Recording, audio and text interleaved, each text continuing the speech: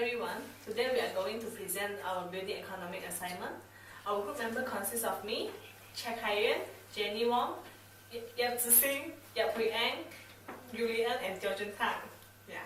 So I pass to Zixing to present her part first. Okay, so this is the original calculations for the porcelain tiles in the living room, which is 600 mm times 600 mm porcelain tiles. Okay, so the supply install of the porcelain tiles is 102 and 20 cents per meter square. Okay, so after we times the area of the living room, so we get 1,797 ringgit. Okay, for the original 300 times 300 mm ceramic tiles in maid room, we have the supply and install of 63 ringgit per meter square. And after we times with the area of the maid room is 75,600 ringgit. Okay, so after we get this, so we plus together. So and we get 1,775,697 ringgit. So this is the calculation for the revised one. So the revised one is 600 mm times 600 mm Iranian marbles in living room, which have the supply and install 600 mm times 600 mm Iranian marbles, which is 357.7 meters square. So after we times with the area, and we get 6,021,879.50 cents. Okay, so the revise of the ceramic tiles, 200 times 200 mm ceramic tiles in the bedroom. We'll have the supply and install 300 times 300 ceramic tiles, which is 55.44 cents per meter square. So after we get times with the maid room, and we get 55,440 ringgit. Okay, so total for the revised calculation is 6,077,319.50 cents. This is the comparison between the original calculations and the revised calculation. So we get a net addition of 4,301,632.50 cents. So this is the update of the revised floor finishes, which is we have the omissions and the net addition. So total we have 4,301,632.50 cents. So now I will be passing to Yulian. Update of revised glazing works. Total glazing work is 9,000 meters square. Revised internal tempered float glass glazing is 500 meters square. The total glazing works is 8,500 meters square. Revised quantity for external glazing for low E glass. The omission for internal floor glass is 9,000 quantity. The amount is 2 million. However, at the additional is 500, and the amount is 165,000. So the total omissions for the internal floor glass is 2 million. In the low glass E edition is quantity is 8,500. The amount is 10 million. So the total addition for the glass glazing is 2 million, and the additions work is 10 million. So the total net additions is 7 million. At the revised of preliminary estimate number 2, the window had revised the estimate cost is 10 million, and the additional cost is 7,395,000. So the cost per floor square GFA is 19.87, and the cost per floor square saleable area is 25.44. For the internal floor finishes, The estimate cost number 2B is 8 million. In the additional cost is 4,302,000. For cost per square feet, GFA is 16.57.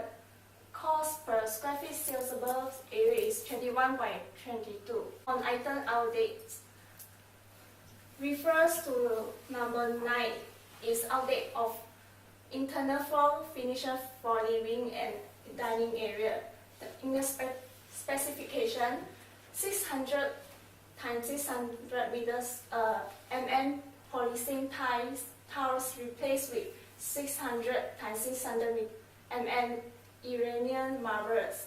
So the price is Rn 47.80 meters square. And in the internal floor finishes, 300 times 300 ceramic tiles replaced with 200 times 200 ceramic tiles. The price is minus R88 meters square. Reference number for number 6 is all external glazing upgrade to low E glass to achieve GBI points. So in the specifications, 6 floor glass replaced with 12 low E tempered floor glass. The price is plus meters Rn 870 meters square. Now I will pass to my groupmate, Jeremy Teo.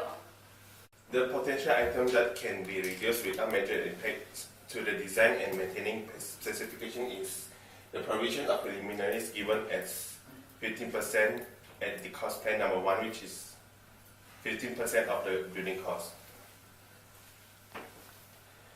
Preliminary sums is a sum that covers the employer's requirements and the contractor's obligation in carrying out the works on the contract site. Prelim amount allowed in the cost plan number 1 is slightly higher, which is at 14 million. According to the experience of past similar project, the prelim amount allowed for an apartment project is usually at the range of the 3% to 5% for a traditional pocket project. So a 4% allowance for the cost for our cost plan number 2. So a 4% allowance for our cost plan number 2 is considered a set allowance. The reason why we adjust the prelim at our cost plan number 2 is because that we assume that the site is reasonably secure site, which is with good access located on the outskirts of the town, and we assume that the client is covering all the development costs, including insuring the property and supplying the electricity and water from the adjacent building. According to the brief specification given, most of the finishes and fittings are available in Malaysia, so there is no need to deliver the materials from other countries, which will reduce the delivery fees. The reason why we adjust the prelim amount is because the specification and the element included in the cost plan number 1 is considered completed, and the element of structure and architecture works including are clearly stated with specification, and under M&E the element included are basics which would be included in the condominium project, so that we can only adjust the prelim and not the contingency. From the cost plan number 2, as you can see that the prelim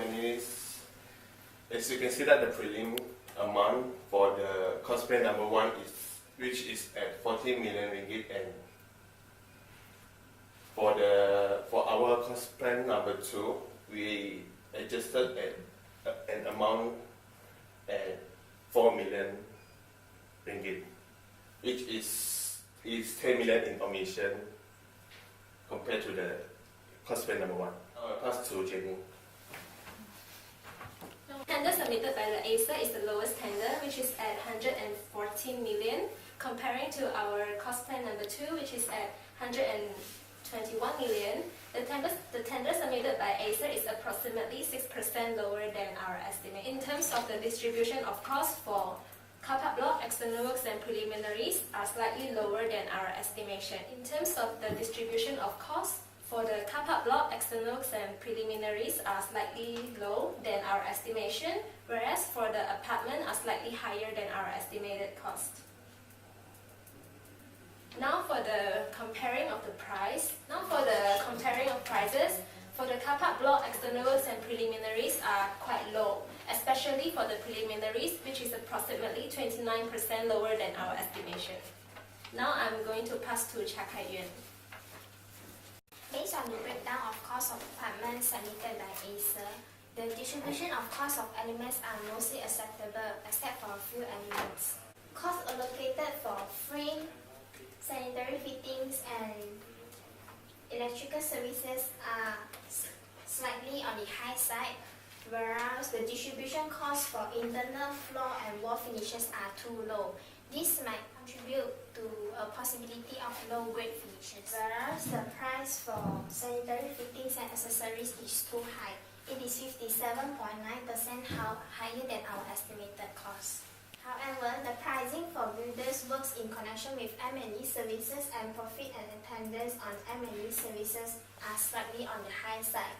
Both are 10.76% higher than our estimated cost. The pricing for irrigation is also on the high side. It is 34.6% higher than our estimated cost in cost plan. Besides that, a couple of elements are priced lower than our estimated cost. Staircase finishes and external finishes are priced quite low. They are approximately 12% lower. Swimming pool equipment at Penthouse is approximately 20% lower than our estimated cost in cost plan. Whereas the price for internal wall and ceiling finishes is too low. Internal wall finishes is priced 48.17% lower, and the internal ceiling finishes is priced approximately 95% lower than our estimated cost. This may cause an insufficient cost to carry out the works, or the outcome of the work may not meet the client expectation at the end. After the adjustment of cost fluctuation with regards to rebar, bricks and copper wire shows that element price for piling and pile caps, frame, external walls and internal walls and electrical services has an increment of 15%, 10% and 30%. It shows that the element price for piling and pile caps and frame have an increment of 15%. Price for external walls and internal walls have increased 10%, whereas the element price for electric services has increased by 30%. Based on the breakdown of cost of apartments submitted by Acer, the distribution of cost of elements are mostly accepted. Costs allocated for frame, sanitary fittings and electrical services are slightly on the high side, whereas the distribution costs for internal floor and wall finishes are too low. This might contribute to a possibility of low-grade finishes. Next, I will pass to Acer. 3 tenderers are invited to participate in this tender: Acer, BMI and CIP. To choose a competent contractor to carry out the works, 4 aspects have to be compared, and they are the tender price submitted, the paid-up capital, the working experience and the current workload. So here is the tender price position submitted by them. Acer has submitted 140 million, BMI has submitted 170 million, and CIP has submitted 103 million. As you can see that the tender price submitted are very competitive, and this is a good thing which enables the client to have a project done at a better price. Next, we have to compare about the paid-up capital. Let me explain what is paid-up capital first. Paid-up capital is the amount of the company capital that are found through the sales of the shares to the shareholder. Acer has 2 million of the paid-up capital, BMI has the 10 million of paid-up capital, and CIP has 20 million. A company with a low paid-up capital is tend to have the probability or facing more financial risk than a company with higher payout capital. In this case, Acer might not able to handle this size of condominium project, which is cost around 140 million. Next, we have a look on the working experience. A contractor with a greater working experience is believed to have more knowledge and the experience to deal with matters and risks on site. And a greater working experience, we have a better management. A better management is believed to guarantee the workmanship and the quality of the work. In this case, Acer has 5 years of working experience, and BMI has 15 years, and CIP have the 30 years of working experience. A company with more than 10 years experience is considered as an experienced company. Then, in this case, again, the Acer is not fit to the requirement. Okay, and then we have to have a look at the current workload. A company which is occupied with a current workload may not have enough workforce to carry out the work, and a contractor who is free from the current workload can concentrate on this project. In this case, Acer has a lot of outgoing projects which are not able to focus on our job, and CIP and BMI will not have this kind of problem. And this table will show the aspect which the company is fulfilling. The aspect with highlighted in green color showing the company is fulfilling the requirement. And next I will pass to Anne. So we would recommend BMI Sindram Berhad to undertake this tender due to the second lowest tender submitted is 117 million, and which it is 3.2% higher than the lowest tender. And the payout capital of BMI Sindram Berhad is 10 million, which we think that it's capable to handle this project, and it has an experience of 15 years, which is considered having a good reputation and efficiency in completing project. And currently BMI's workload is considered free because it has an ongoing project. So as a conclusion, we would recommend BMI Sindram Berhad, and still we would recommend a tender interview which would clarify on the following particulars, including the arithmetical errors, where some tenderers, they might have their own calculation. Also the items with the higher rates and irregularities in pricing or some incomplete submissions, and the construction method statement or the work program of the tender, and some method of schedule control submitted, and so on. And also they are able to clarify with some other matters which concerns the employer and the contractor. Some of the examples: design management, the financial and quality control, or some clarification or amendments to the tender. After the analysis of the tender, we noticed that the contingency sum is quite high, so we would recommend to clarify it in the tender interview and reduce it to 5%. After the analysis of our tender, we noticed that the contingency sum is quite high. According to the past experience and the norm, it is 2 to 10% for traditionally procured project. Contingency sum is an amount of money which we provide as percentage of the contract sum for some design changes or unforeseen work. So this is the end of our presentation. Thank you.